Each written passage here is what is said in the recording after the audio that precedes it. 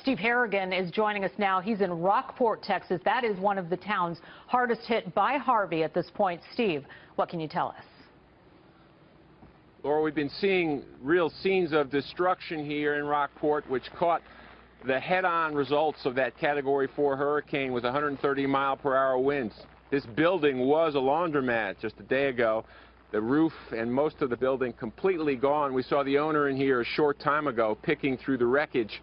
We've seen people really staggering back to see what remains of their businesses or their homes. He was actually opening the change machine in the back, getting the quarters out. He's 65 years old. He has no insurance. He doesn't know how he's going to rebuild. So people here pretty much walking around stunned as this rain continues to fall here, more than 20 inches in Corpus Christi, and the rain and the damage has made rescue operations difficult.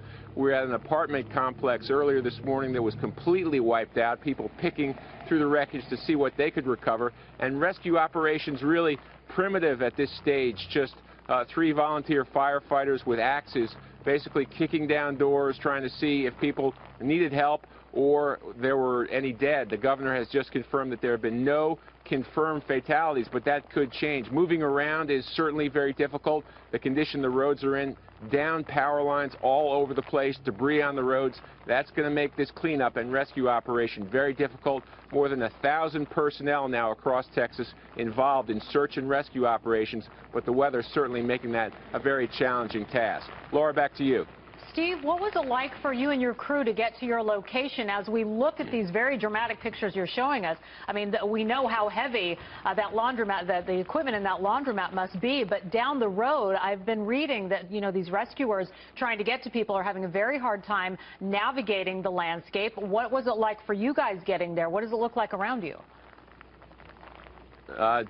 Chris, if you want to show the road or that liquor store across the street, it is a lot of weaving in and out between down power lines on the roads, so the high-profile vehicles can't make it. A lot of trees down, a lot of wires down, and some flooding as well, so that slows things down. It's interesting to see that liquor store across the way. The glass has been knocked out, but still case after case of liquor there, sitting there. That might say something about the people of Rockport. We have seen a lot of volunteers trying to help as well.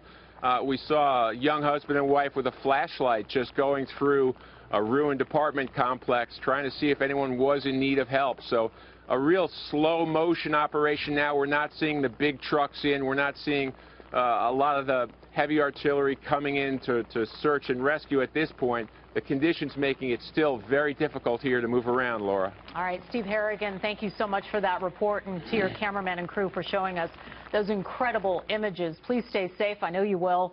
And as you look at those images and you see those power lines down in the water, it is so dangerous and it is so important for people to heed those warnings.